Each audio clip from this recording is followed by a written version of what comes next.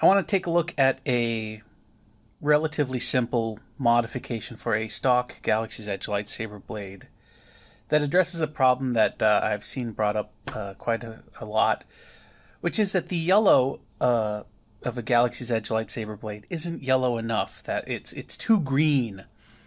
Now, yellow is made up of red and green, and if the blade is too green, the answer seems to be dial back the green a little bit. But that can be a little bit complicated because you gotta take apart this thing, you gotta lift a leg on a transistor, put in a resistor. It's a little bit more fiddly than maybe most people would be comfortable with. Well, what about instead of dialing back the green, what if we ramp up the red? And it turns out with a stock blade, it's actually pretty easy. In the circuitry, there is a small diode that's in line or in series with the red channel. And the only purpose for this diode that I can think of is it's there to drop the voltage a little bit, so that way there's less current going through the red LEDs. It's taming that red channel that must have been maybe too bright. Maybe the LEDs are just brighter than they were initially expecting. I don't know what the real purpose is for this diode. So if we remove the diode and replace it with just a little piece of wire connecting the two ends where the diode connects on the PCB, we're getting back this 0.3 or so of a voltage. And it doesn't sound like much, but it will make the red brighter. And if the red is brighter, then maybe the yellow will be more yellow. So that's what I want to do, and I want to demonstrate that.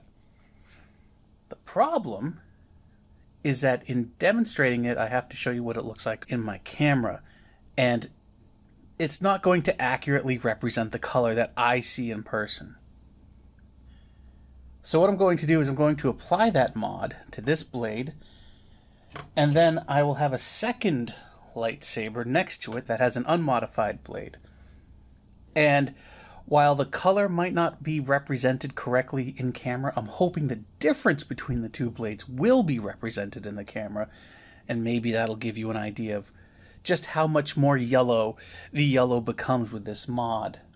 Now, this blade and the other blade that I'm going to use to demonstrate it, neither of these blades have ever been opened before. This is the first time, so this little yellow sticker here, I need to sort of trim down the middle here so I can crack this in half. Using it with a, cutting the sticker with a pair of pliers, because that is the official tool for cutting things.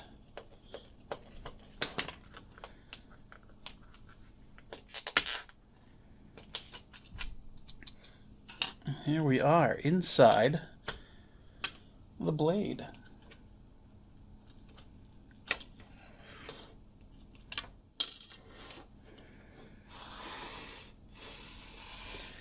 And if I remove this inner covering, we will see the PCB of the blade controller, which is right there. So let's get a little bit closer and take a look. So here is the PCB. We have 4 transistors here, 4 PNP transistors. They're power switches. They provide power to the 4 different segments of the blade. And then these transistors over here, these are N-channel MOSFETs. Each one turns on a color. Turn on, say, segment 1, and the color red, and you will have power going up through the LEDs in the first segment and coming back down through the red channel, and that's how you get a red blade.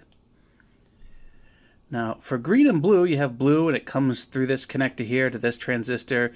Green comes through here, comes down to this transistor, but red comes in through here and then goes through this diode, which you can sort of see is marked as a SS34.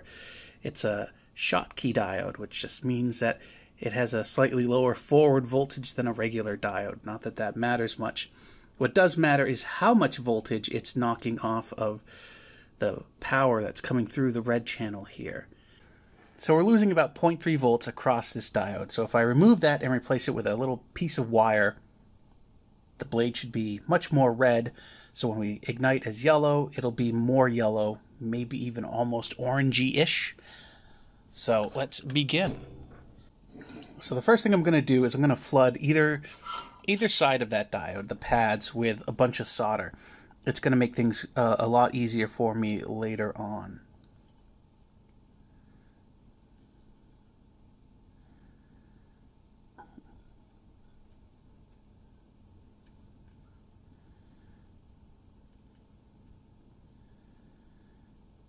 go ahead and put a ton of solder on these pads. That's okay. It's all coming off in a minute anyways. Okay, solder has been placed. Now the plan is to heat each side, going back and forth until, there we go, the diode comes off. That is the quick and easy way for removing a diode. Ow, that's warm. That's warm. Ow, ow, ow. Okay, I'll put that off to the side. So now I've got a bunch of solder there. I want to clean that up real quick. I am going to grab some solder wick. This is the solder wick I'm using. Come in here, lay the solder wick over the blob of solder, put the iron over that, and all the solder gets sucked up into the copper braid of the solder wick. And if the braid becomes saturated, meaning it's not sucking up solder anymore, you just cut a little bit off of it, like so, and finish up the job.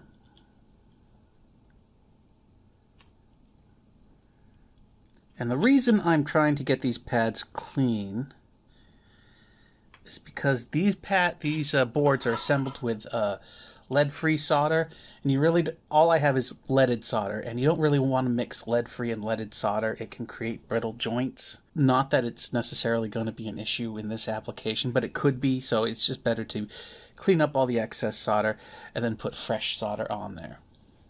So the next thing I want to do is get a piece of wire. What I am going to use is a small piece of lead. Whenever I assemble some little electronics kit and it's got some resistors or other through-hole components, LEDs are probably the most common. You have little lengths of lead that you have to cut off or trim. And rather than throwing them away, hang on to them because they're great for applications like this, where you need a bit of extra wire to create a jumper somewhere. So what my plan is going to be is to put a blob of solder on one pad, come in here, put this in place, and finish the solder one pad over, trim the lead so it's at the right length that I need, solder the other thing over, and away we go. It'll make more sense once I actually start doing it. And the flux that's left behind on the board, I'm going to clean all of that up at the end. So I'm going to come in here, heat up the pad with the iron, put some solder on the pad, get a blob of solder there. Now I'm going to try and position this lead, this bit of wire. If you don't have, a piece of lead like this, you can use wire, any kind of wire. I would recommend solid core wire. Stranded wire just isn't going to play nice. Okay, I think that's going to do. Come in here and I just want to reheat that solder until it's molten. Bring in that wire.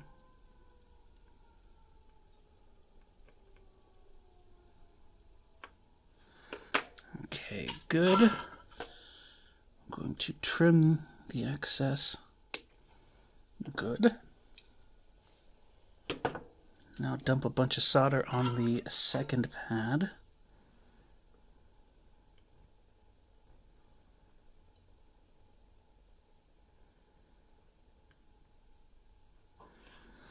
Then I'm going to come back here and put a little more on that first pad just to really help secure that connection. Okay, soldering is done.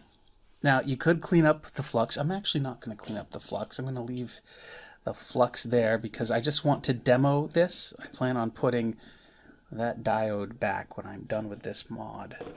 Okay, so mod is done. It's just a matter of reassemble and test.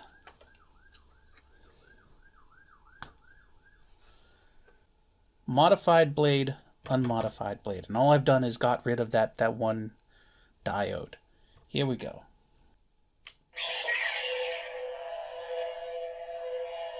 I've adjusted the exposure settings in the camera, and I think this fairly accurately represents what I'm seeing in person.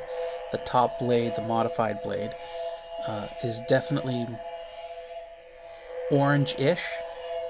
it when sitting next to a stock yellow blade, it definitely looks orange.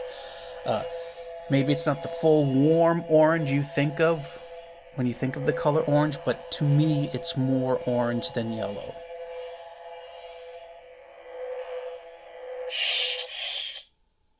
There's one more thing I want to quickly take a look at before I move on to the other colors, which is the impact that a weaker battery pack will have on color as well. Same hilts, same blades, modified, unmodified, but the battery packs for the hilts have been swapped. Let's see what kind of difference that makes.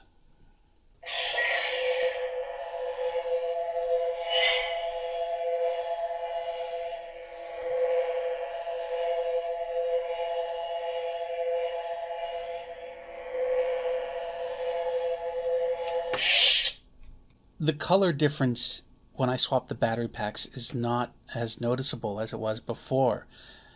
So there is definitely a difference if your battery pack is weaker. So what I really need to do now is I need to go get 6 fresh brand new batteries for each of the battery packs and do another compare, but this time with equally fresh battery packs. So one moment, please.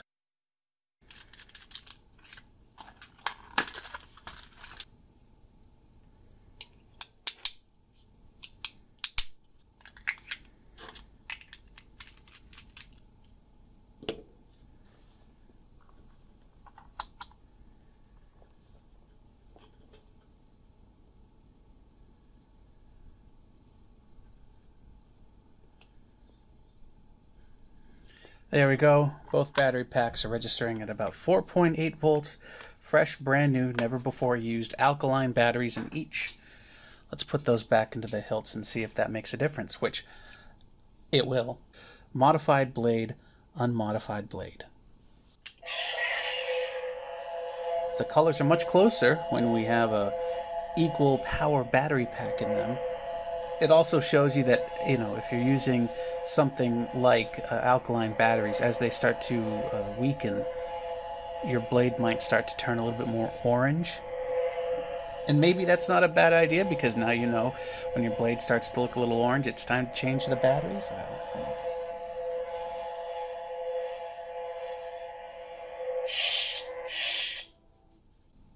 So how does that impact other colors?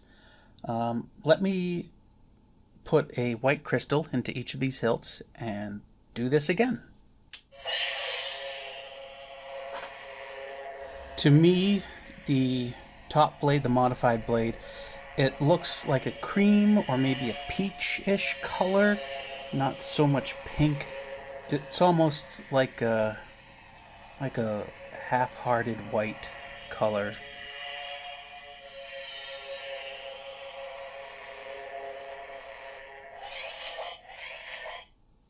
That is white. There's one more color to look at, which is going to be purple. Purple crystals are in. Here is our modified blade and our unmodified blade. The color difference between the modified and unmodified blades is much more subtle with purple, but there is a noticeable difference. The best way I can describe it is that the modified blade it's a warmer purple.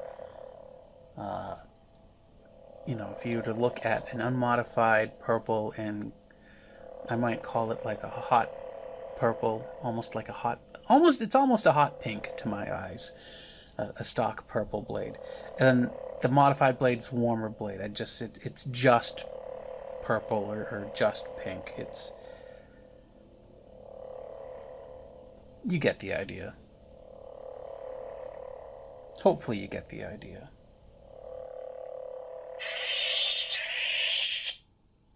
There is one more color that I was going to skip, which is just red, to try and show the difference in brightness between the two.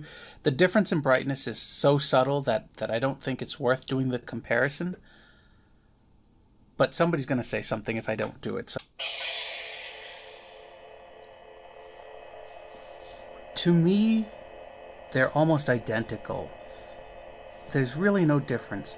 Maybe the modified blade is somehow slightly warmer, slightly more red somehow. Or maybe I've just been staring at colors too long. But in terms of brightness, to me, there's almost no difference here. There's no reason, in my opinion, to make this modification if you just want a slightly stronger red blade. It's not worth the effort.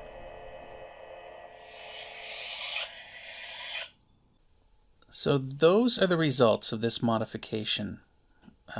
Red just looks red. Purple looks a little bit warmer, but I don't think it's a significant enough difference to bother with.